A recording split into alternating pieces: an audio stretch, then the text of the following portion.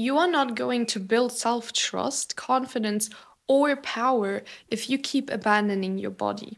You can read every book, you can do every practice, you can do every manifestation method, you can learn all the theories, but if you're not in your body, if you're not actually grounded and aware and listening, you're just mentally performing healing, right? You're just faking it. You have all the intellectual knowledge, but you don't actually have any emotional intelligence when it comes to embodiment.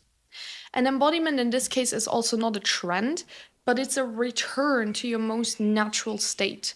It's literally what gives you that reconnection to your actual intuition, right? Not what your dysregulated nervous system is telling you, your actual intuition. That's why I call it coming home to yourself, because you are finding back your access to the raw truth.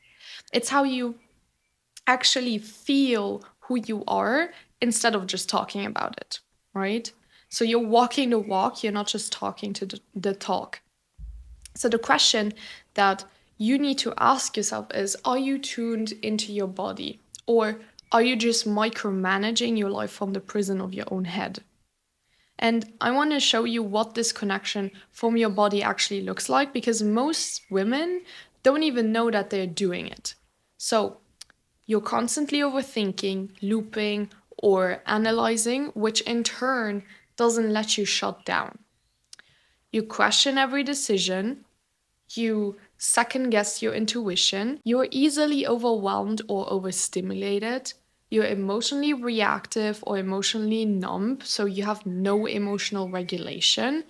You crave control because you don't feel safe in stillness. You think it's boring, you think you don't feel comfortable in it. You struggle with anxiety, tension, or always feeling on edge.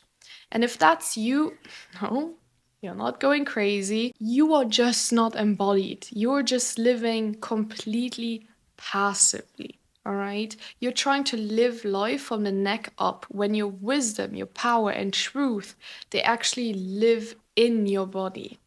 And your body speaks the language of truth, but you actually have to listen. Your body will never lie to you. Your mind will.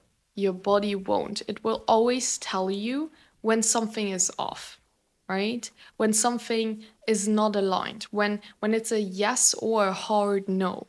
And there's a difference between your body and your ego, all right? And to distinct that difference is very hard in the beginning.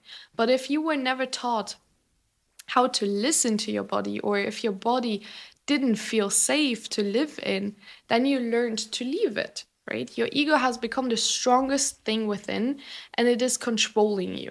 And you basically learned and conditioned yourself to override your signals, to push through your no, to say yes when you actually meant no, to ignore your own boundaries, to disrespect yourself, to numb your own feelings, to stay in survival mode. So, tuning into your body starts by unlearning the lie that your mind always knows better, because it doesn't.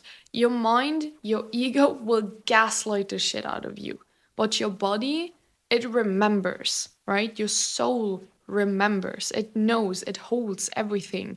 And the more that you avoid it, the louder it will scream. So, tuning into your body is equal to coming home to yourself. And that's what I'm all about. So here's what embodiment really means.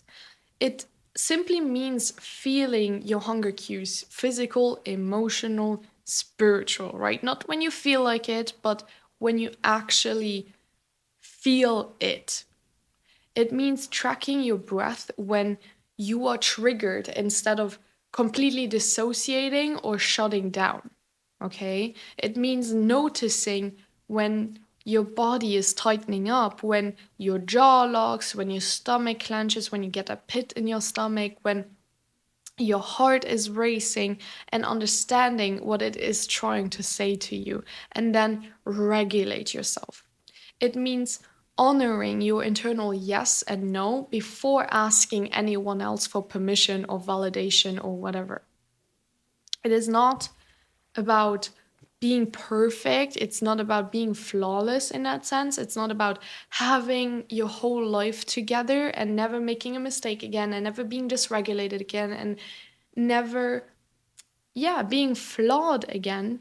It's simply about being present and actually taking back control over yourself, actually coming home to yourself, because your body is a truth teller. It is your compass to navigate life, and it is literally the most ancient guide, right? So if you can just slow down enough to hear it, you will never have to doubt yourself again. But here's the real work. Most women don't struggle to access their body's wisdom, they just struggle to trust it.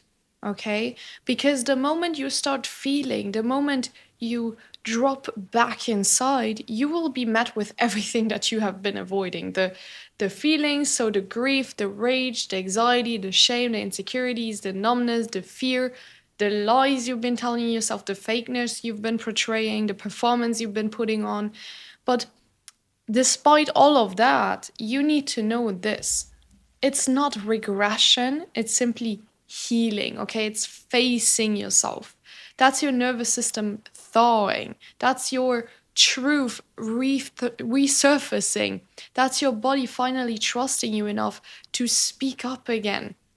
So, when those sensations rise, don't shut them down because they are gonna be uncomfortable, they are gonna be unfamiliar, they're gonna be uncertain territory, right? So you need to stay and you need to breathe and you need to let your body finish the story your mind tried to escape. So you cannot keep running from yourself anymore. Tuning into your body isn't just about becoming zen or perfectly regulated. It's about coming back into a relationship with yourself at all.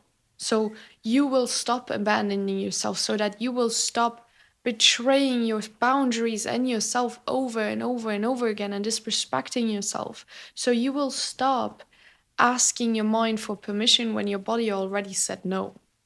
Because the most powerful and radiant and intuitive version of you, she doesn't live in your head, she lives in your body. All right. So come home, start listening, and I promise you, everything will change if you do that.